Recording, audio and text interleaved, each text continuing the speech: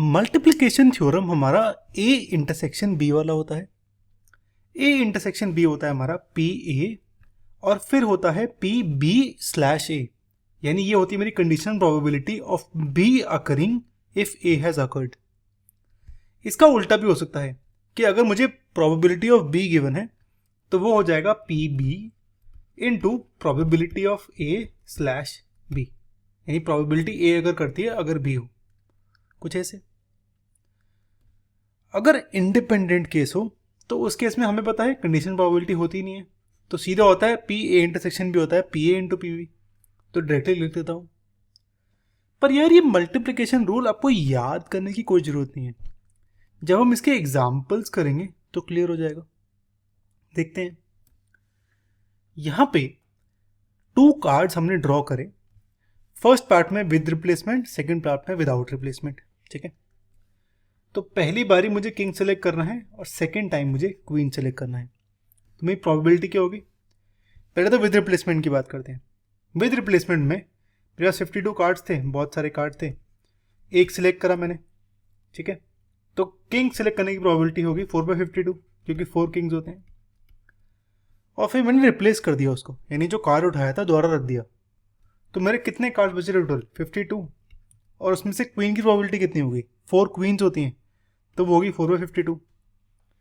तो हम डायरेक्टली लिख सकते हैं ऐसे कि मेरी प्रोबेबिलिटी ये होगी।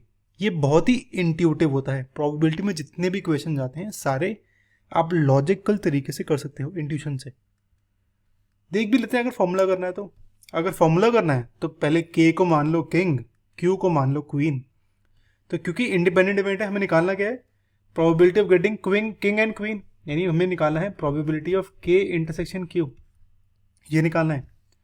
तो ये क्या होगा मेरा? क्योंकि इंडिपेंडेंट है तो ये होगा probability of king into probability of queen, और प्रोबेबिलिटी ऑफ किंग है 4/52, क्वीन है 4/52, तो आंसर आ जाएगा कुछ ऐसे, ठीक है।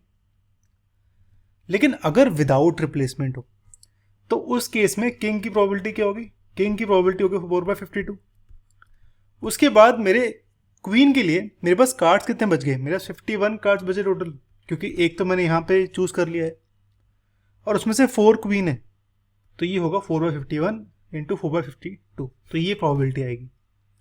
अगेन लिखने का तरीका सेम होगा हमारा, के क्यू ले लिया, डिपेंडेंट है तो डिपेंडेंट के लिए क्या होगा? Probability of king into probability of queen जब किंग अकर कर चुका है। ये एक्चुअली सेम ही है, हमने सेम काम ही करा है यहाँ पे।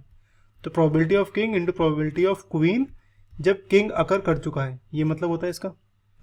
तो यहाँ पे 4/51 आ गया मेरा, तो बस यही।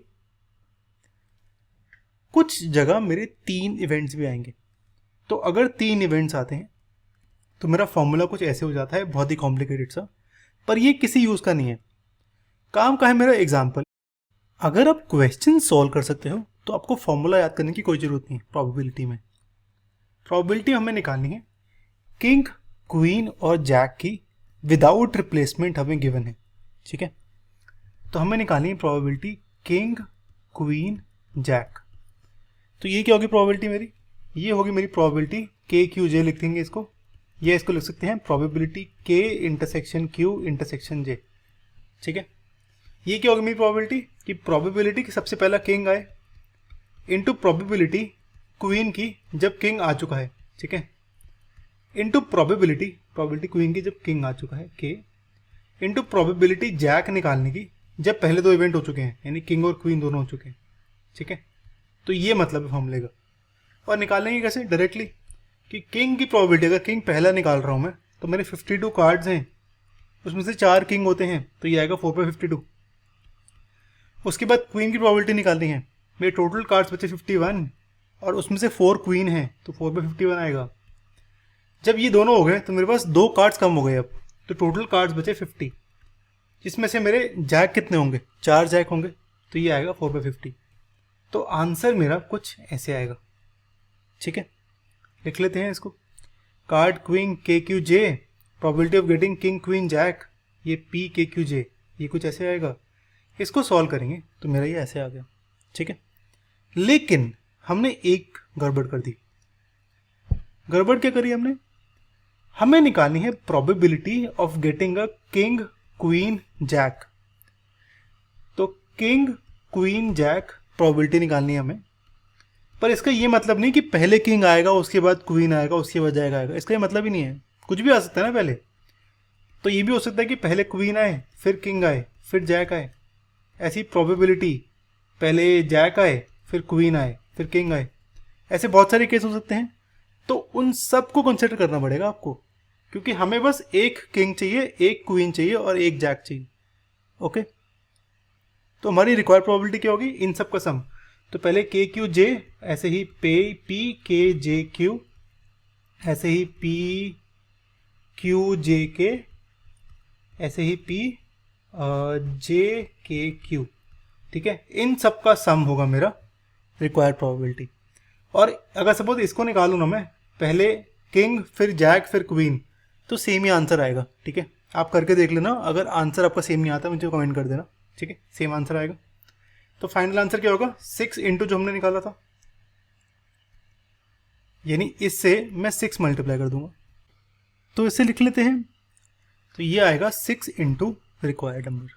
ठीक है, ओके। एक फाइनल टी2 क्वेश्चन करते हैं, हमारा स्पेशल क्वेश्चन, और ये क्रिकेट वाला है। ठीक है, यहां पे एक T20 मैच की सीरीज हो रही है वेस्ट इंडीज के साथ। प्रोबेबिलिटी कि इंडिया एक मैच जीत जाए वो है हाफ। ठीक है, एक और बहुत इंपॉर्टेंट चीज गिवन है, assuming independence match to match, यानी इंडिपेंडेंट इवेंट्स मुझे गिवन है। ओके, बताना है कि प्रोबेबिलिटी इंडिया की सेकेंड विन अकर करेगी फोर्थ मैच में, यानी अगर 4 मैच होते हैं 1 2 3 4, तो सेकेंड विन फोर्थ मैच में होती है, ये मुझे पता है। तो फर्स्ट विन कहीं पे भी हो सकती है, फर्स्ट मैच में, सेकेंड मैच में, थर्ड मैच में। तो मेरे कुछ केस बनेंगे यहाँ पे। पहला केस बनेगा कि इंडिया पहला मैच जीती, बाकी दोनों हार गई और फिर आखिरी जीत गई। दूसरा केस होगा कि पहला हार गई, दूसरा जीत गई, दूसरा हार गई, तीसरा, चौथा जीत गई।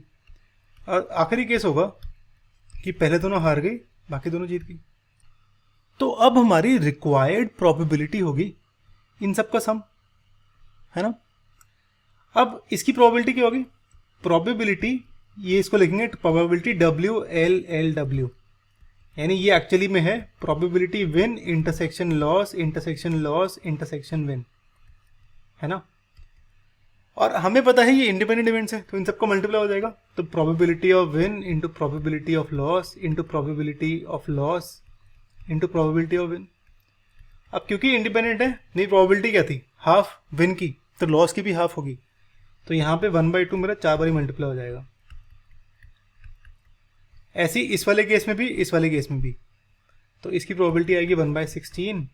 तो ऐसे 3 केस हैं, तो तीनों को ऐड हो जाएंगे, तो प्रोबेबिलिटी फाइनल आएगी 3/16। लिख लेते हैं इसको।